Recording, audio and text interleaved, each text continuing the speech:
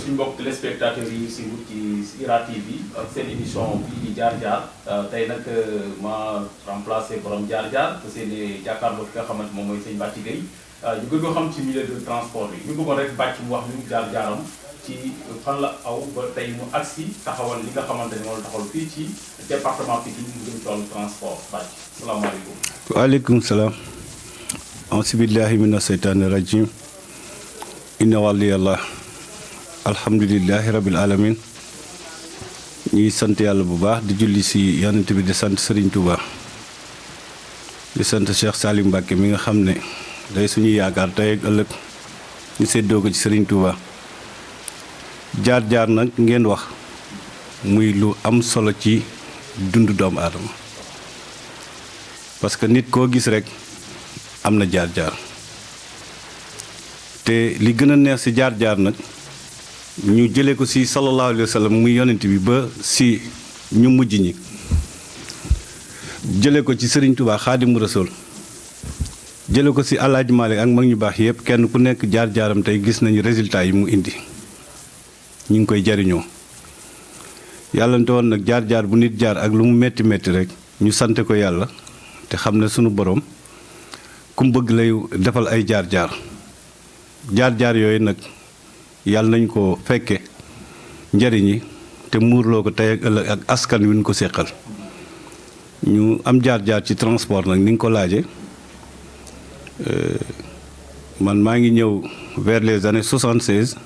fii ci Dakar ñëw Pikine jàng ci métier oto moo ma yëkkati woon aussi bi may jóge suñu kër sama dessin it ma yéene woon su ma jàngee métier ba am dara yàlla barkeel ko ba ma mën a yor samay waajur loolu mooy sama départu jaar-jaar après mes études primaires parce que j'ai quitté l'école vers les années 70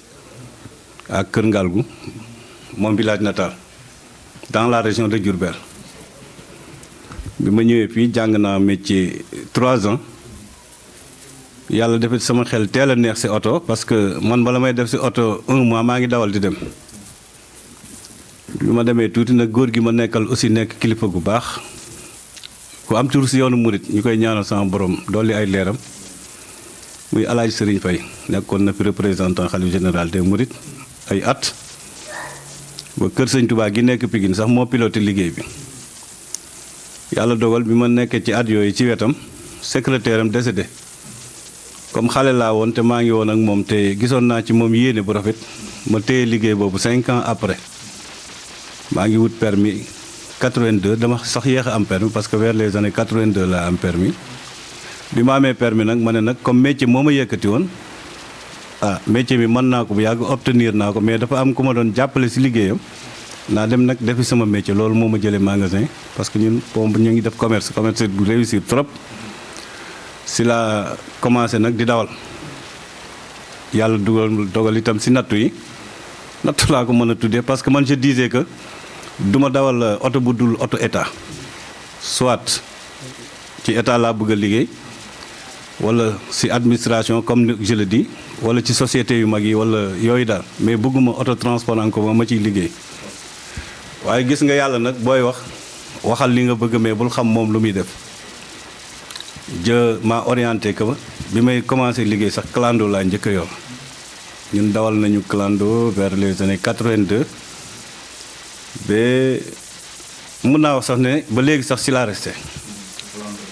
effectivement parce que su ma jógee ci clando dinaa dem ci société yi quelque part jaar naa fi SONES dem fi port Ecobank ainsi de suite port bon mais yooyu par contrat lay doon jaar naa fi zone France industrielle pour 2 ans 3 ans mais dama saa yi ma jógee ci société wala ci yeneen direction yi rek damay dellu soit ci sama réseau muy les taxis clando comme on le dit alors jaar-jaar boobu nag ñu ànd ci ak le milieu du transport parce que ci wàllu syndicaliste maa ngi njëkk a ànd ak syndicat bu ñuy wax Moustapha Touré yàlla na ko yàlla yërëm te jéggal ko dolli koy leer mënuma ko di ñàkk di ñaanal fu ma toll ndax dafa nekkoon borom fit am fu mu jëmee woon transport mais yàlla dogal li ko neex ci moom te xam naa jamono yooyu conseil yi ko waroon dar niñ ko waroon dare mu dégloo leen noonu xawoon na manqué ba si la am problème ak maîtrisards yi. grève 9 jours yu métti yooyu ci Sénégal Moustapha Touré moo ko dirigé woon ñun booba ñooy xale yi nekkoon derrière lui di organiser suñuy organisation interne la ñuy soxla ñoom ñun ñu koy def ñoom itam liy wàllu revendication ak représentativité personnelle ñoom ñu koy def parce que dans une organisation dañ koy sectoriser kenn ku nekk am na lu ñu lay sant nga di ko liggéey bi yàlla dogalee mu def benn saisie ci auto maîtrisards yi ndax état bi ba yooyu jamono étudiants yi jàng nañu ba dagg seeni licence ñii ay juriste lañ ñii màcc ci mbéy ñii ak élevage état xamul lu mu leen di def wax vraiment parce que ku jàng bi yor say lijaasa di doomu réew war nañ la wutal loo liggéeyee état bi def benn politique defal leen ay financement ay projet ñii dem ci boulangerie yi ñii dem ci agriculture bi ak élevage ñii dem ci transport sama borom moo dogal nag Moustapha Touré ñi dem ci transport la dal ci seen kaw xam nga sëñ Abdou le nom encore droit syndical am na fu mu tàmbalee am na fu mu yem donte woon maîtriser wu ma texte yëpp itam civil warul def saisie bi mu defee saisie nag le soir laa ne leen man moom je retourne à la maison parce que j'ai pas peur d'y aller à la prison mais su may dem kaso dama bëgg a dem ci conditions yi leer automaîtrisards yi nga xam ne ay étudiants lañu licenciés en droit c'est des juristes boo defee saisie seen alal dañ lay tëj te 9 jours yooyu téye na Sénégal boobu gouvernement bi aussi mere nañ ko à l'époque boobu Pape Madja Diop yàlla na ko yàlla yërëm moom itam moo nekkoon central syndicat UNTS CNTS bi yàlla dogalee ñu arrêté Moustapha Touré nag activité yooyu xaw a dakk mais comme dafa war a am une continuité daam loo jël relais bi yàlla na ko yàlla yërëm moom it jiitu na man gunge naa ko après quelques ans ba ma demee ba am nañu ay wuute gis-gis it ci la retiré wu coupé samay activité syndicat ba yàlla dogal góor xuma samay moroom ak ñi ma wóolu ci transport gisanteeg man ñu waxtaan ba boole ma ak moom vraiment may ma topp ci gannaawam di ko jàppale la ma man sama kéemtalaay kàttan ba li ñu def suñu assemblée générale ci foire bi élire bureau keroog sax ay coow xawoon na am mais yàlla dogal ñu ne comme man daal maa féete ci taxi banlieue nañ ma jox responsabilité taxi banlieue parce que syndicat yi ma jot a jaar yëpp aussi bu ma ci dem comme j'ai pas eu la chance nekk ci dans les grandes gares routières te ñoom am nañu compétence yu ñu yaakaar ci man ñu féetale ma réseau taxi banlieue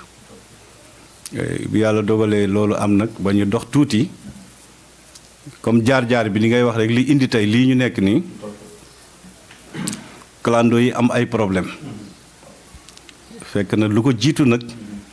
ci année yu yàgg vers les années 80 et quelques clando Liberté 6 yi ak waa Dakar yi amoon problème ak taxi jaune noir yi bi ñu naree coow nag ba yëf yi xaw a bëgg am ay problème ndax li may wax sax jiitu na 80 parce que ci nguuru Senghor la woon gaa yi gisee comme dëkk dañ koy lijjanti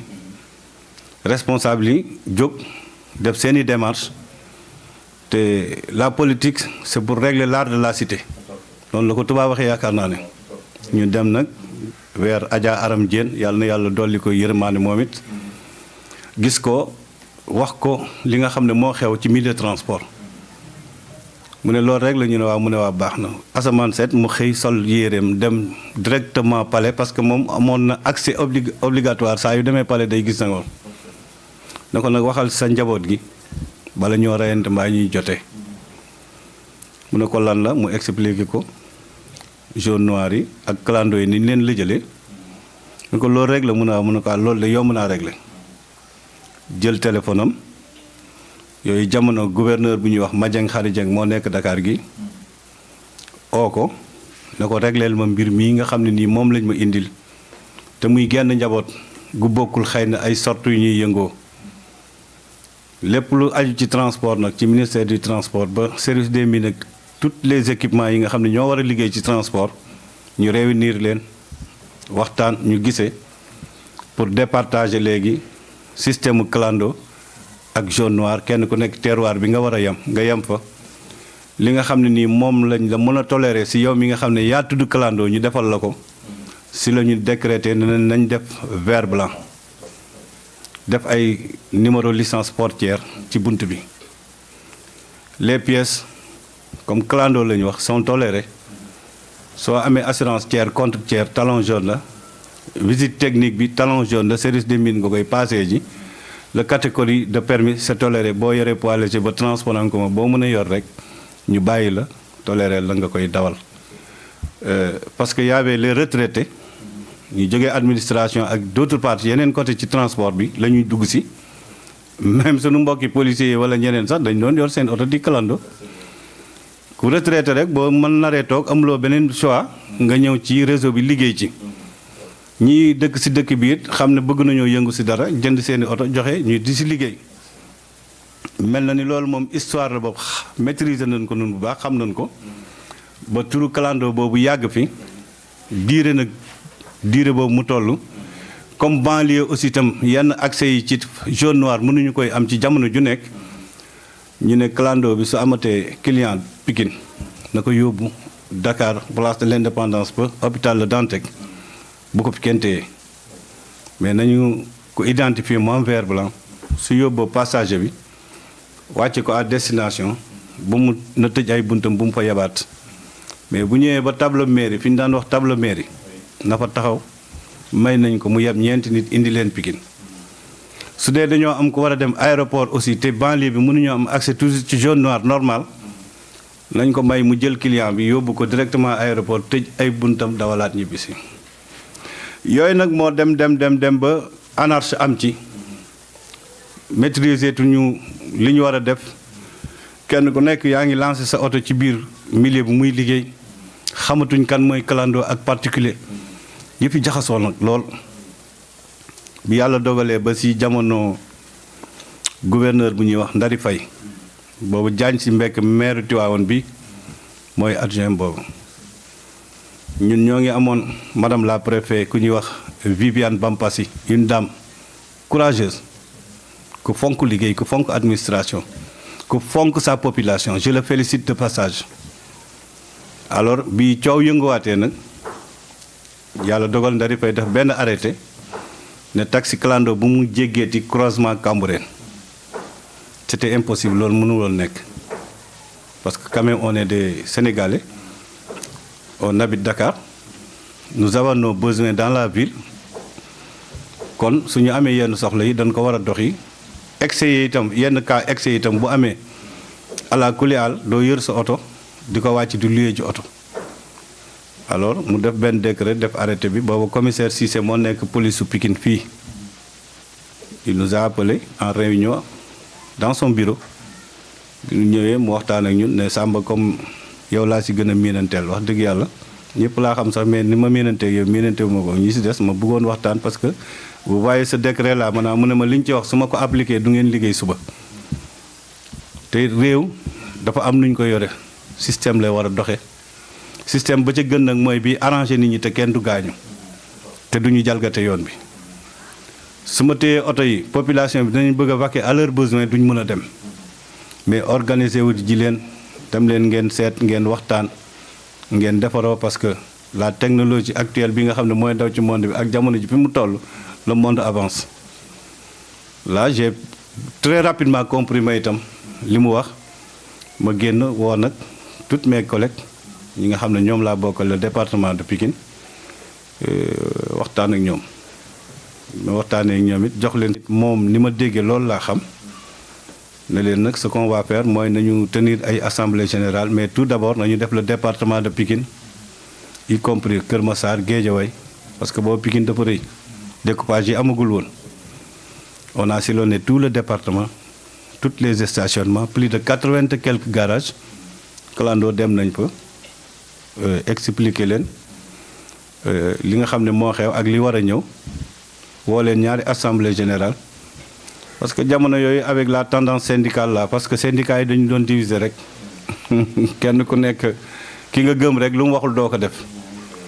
te yaakaar naa ne une intérêt personnel intérêt commun da ko gën ma vision c'était que weddiwuma benn syndicat mais ñun ñu nekk au sein de la banlieue la ñu organisé wu ba mën a encadrer banlieue bi man sama gis-gis loolu la woon. donc président xam naa sax foofu la ñuy ñëw. parce que dañuy dese si ay simili daanaka bëri na. waaye dañu bëgg nga ñëw ci par rapport projet bi nga xamante ni. ok nga ko fii muy Kayemor yi ñoo ngi gis ci kaw tali bi. mi ngoog foofu lañ bëgg nga gën ci ñëw. exactement tey ban situation la toll. parce que nag foofu nga ko coupé nag sax intervenir dugal point boobu foofu la cas bi ñëwee nag ba moo indi lii. bi loolu amee bi ma dajalee gars yi def ak ñoom ay waxtaan tenir ay procès verbal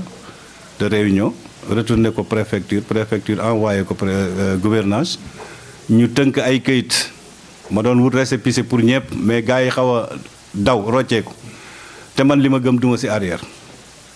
si la tenir nag compte que nag man war naa liggéeyal banlieue lu ñu mën a teg bët si la continuer ak sumay activité ak les autorités étatiques ku ma ci war a defal prise de contact gis naa la ba yàlla dogal Ablaye Wade ci jamonoom yëkkati nañ projet bi ñaari yoon ba ñu boole woon ñoo sëriñ bu pour mu financer ñu ay oto mais ça n'a pas passé parce que 2012 ci la wàcc. Macky Sall le président Macky Sall bi mu ñëwee nag ci la nommé Alioune Thiam CETUD pour lépp lu ñu war a def modernisation ci oto ci Sénégal ñu teg ko ci loxoom yàlla wane la ñu mën ak moom ñu gisee waxtaan. bi ñu waxtaanee itam mu jox ma projet bi won ma ko ne ma nag bëgg naa ko ci taxaw jàppale ma ci ndax dama bëgg lancer projet bi ndax président Macky Sall am na lu mu bëgg a defal banlieue. keroog bi ñuy recevoir indiens yi man maa recevoir 13 indiens benn jóob bu garage tali bu mag bii moo ko fekkee ñuy wax garage Jondo ak xale bi yore woon oto bi ma yore woon keroog bi may dox samay soxla. le directeur de l'Afrique de l'Ouest de Tata Magic keroog maa ko recevoir ak ses 13 compagnons de bureau. ak Alioune Thiam ak assistant fekk na ma bindoon Omar ci benn lettre pour demander la modernisation des taxis clando pour leur intégrer dans le contexte légal du transport ñu mën sécuriser passagers yi yéeg ci oto yi mën a nekk transport bu valable mu mën a nekk lu taaral banlieue bi ci gis-gis alors yàlla jubal na loolu biñ ci jógee ñu lancé oto yi testé ko biñ ci jógee ñu def un lancement définitif aux hôtels des Almadies man ak président Ousseynou Kébé bu Rufisque yàlla dogal affaire bi ñu traîner quelques mois c'est appuyé ñu vraiment ba ñu mën a lancer projet bi ak le GIE de Kayemor parce que man j'avais 10 véhicules ça me faisait 60 quelques millions bon j'avais pas les moyens d'acheter donc finalement bi ñu bëggee lancer projet bi ci lañ ko jaay waa GIE Kayemor président Ousseynou Kébé lancé moom it Tëngéej man benn oto bi ma amoon pour Pikine ma yóbbu ko foofu noonu la ñu lancé projet bi avec les Tata Magic oto bu nekk ku mi ngi woon ci 6 millions avec la banque Mectrans fay nañu ko nag ba mu mat ak Unitec mi nga xam ne moo nekkoon suñu concessionnaire y avait aucun problème mais aujourd'hui que je vous parle Pikine est le plus arriéré parmi les secteurs. Bon donc le département de Pikine mën naa wax ne je pense que les gens ne comprennent pas. chauffeurs yi nga xam ne ñoom laa bokkal dëkk bi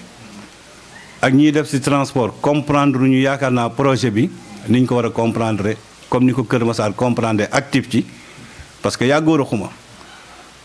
Tëngéej ni ñu ko comprendre actif ci parce que yaa Fallou Samb aussi Pikine mun naa wax ne un leadership suñ ma ko nangulul man mi amu fi bu leen di teg ci yoon te Sénégalais dafa bëgg lu yomb parce que yor sa clando oto bi rafet nga dem di ci liggéey boo bëggee voyager loo bëgg a def ci bokkul ak transport boo xam ne dañ ko teg dans le contexte légal du transport te ñun bi ñu ñëwee di moderniser transport bi loolu lañ doon reyante pour oto bi valable pour def transport tey jii boo demee ci oto yi seen carte grise yi taxi de banlieue moo ci nekk loolu musul am ici au GIE Serigne Saliou Mbacké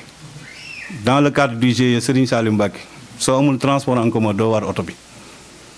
bi assurance tout risque lay fay 500 000 de plus transport en commun moo koy dawal licence urbain la yor parce que première phase bi décret la ñu état joxoon pour ñu lancer ko tester ba xam dina jàll wala déet mais deuxième phase bi ay licence urbain la ñu indil Cheikh Omar Gaye mii nekkoon directeur transport terrestre boobu moo nekk directeur d'exploitation Alioune Thiam nekk directeur CETUD moom la Thierno Birahim aw remplacé bon donc Pikine comprendre ñu dugal ci seen loxo ni ñu ko ci war a dugalee yaakaar naa ne mais damaa jàpp rek ne ëllëg ci biir mën nañu am mbett ci seen ñàkk a dox wala seen ñàkk a comprendre ndax état su jëlee ay décision ala kuli àll li mu bëgg a def dina ko def te ku ne xam na ne Ablaye Wade bi mu ñëwee réseau transport lépp la yeesalaat loolu may itam ñun tam moo ñu permettre ci suñu xol ak suñu xel ak suñu volonté ñu ne clando kat c'est un mal nécessaire mais nañ ko defar ba mu jag aujourd'hui nag jag na tey parce que boo demee Rufisque ñu ngi atteindre les 92 véhicules Kër Massar ils ont en comité mat nañu 100 véhicules Pikine y avait que 8 Shanghai même Shanghai yooyu dañu am ay déficit man projet bi fi mu nekk nii oto yi ma njëkkoon a lancé moom laa defaraat yu bari ñooy daw sama ligne ñoo ko téye en attendant pour que la ligne ne soit pas morte donc ñoo ngi jëmaat ci deuxième phase avec 200 véhicules yu war a ñëwaat au minimum Pikine war na ci am 50 véhicules mais les investisseurs on les attend à bras ouverts les têtes de stationnement les chefs de garage et le monde du transport aussi ñu ngi leen di xaar à bras ouverts et ñoo ngi am ambition sax pour liggéey ci yeneen système mu liggéey de motivation et de sensibilisation parce que nit ki lu mu xamul da nga koy jéem a xamal lam ci mënul nga wax ko pour ëllëg mu bañ ci am mbett c'est un transport moderne lu état adopté la te xëy na intérêt yi si nekk yëpp seen xel xamu ko parce que y a le TER y a le bus transit les taxis là c'est des taxis collectifs kan mooy ramasser nit ñi pour yóbbu leen ci TER bi ñu dem Dakar kan moo war a ramasser en zone dans la banlieue ramasser leen pour yóbbu leen ci biir bus transit bi pour ñu mën a dem Dakar rapidement parce que état étude mi ngi def ses études lii ñu dem dikk yi lii ñu afti lii ñu taxi collectif la circulation blocus yi mu mel ni note de circulation bi ngeen di gis nii étude mu ngi ciy liggéey 24/24 naka la ñuy def ba apaiser circulation boobu wàññi ko loolu moo waral état xalaat TER bi ñu mën di transporter des milliers de personnes par jour moo tax état xalaat bus bi rapide bi la rapidité le BRT ñu mën di transporter au minimum plus de 500 personnes de plus wala 1 million de personnes par jour yóbbu leen Dakar très rapidement ñu dem liggéey seen liggéey de retour ñu indi leen parce que Sénégal war nañuy roy ci yeneen états yi soo demee dans les grands pays africains sax laay wax dama dugg en Europe dañuy gaare seen oto yi si gaar yi jël seen train yi dem seen liggéey rapidement liggéey ba seen wàcc jot ñu ñëwaat jëlaat seen oto dem liggéey dem ñibbi mais Sénégal amaguñu esprit boobu kenn ku nekk yaakaar nga ne rek tu dois être véhiculé booy liggéey yi circulation bi nga perte ci 1 heure de temps fii ak Dakar 1 heure et quelque note de circulation boo xam ne nii mënoon na ñàkk si suñu organisé woo te loolu xel yi màccagu ci ni mu ci war a màcc mais yaakaar naa ne tôt ou tard dina ñëw yàlla nañu yàlla jàmmal nag ba ñu fekkee ko.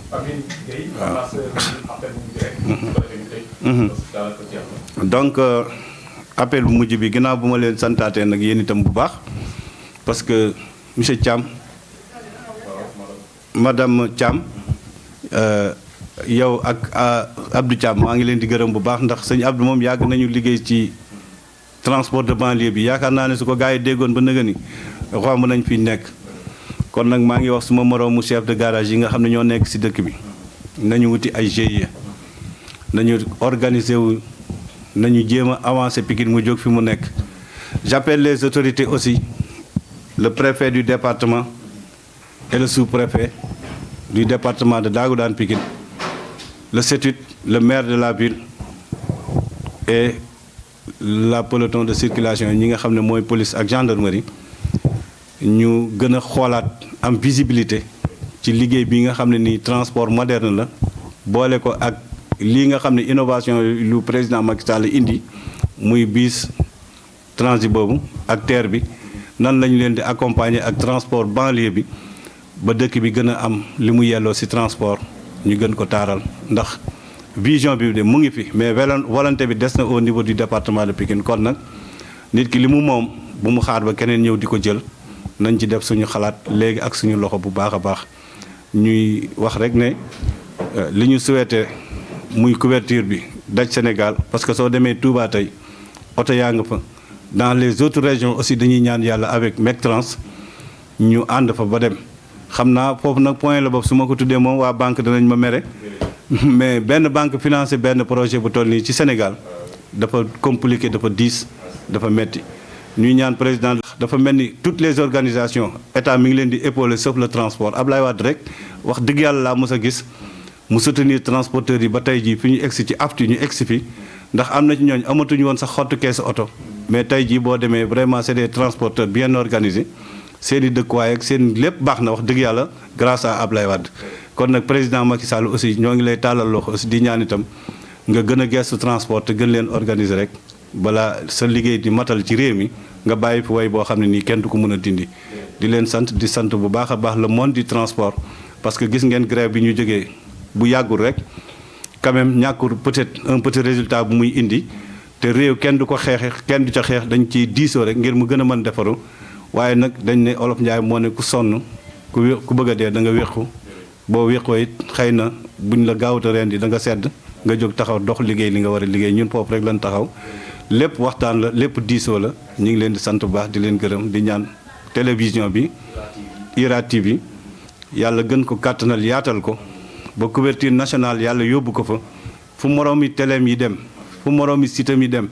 fépp fu ngeen bëgg a egg si information yàlla yóbbu leen fa te jàppale leen si kàttanam ak coobareem merci beaucoup ñi ngi sant bu baax jërëjëf Serigne Touba Khadimou Rassoul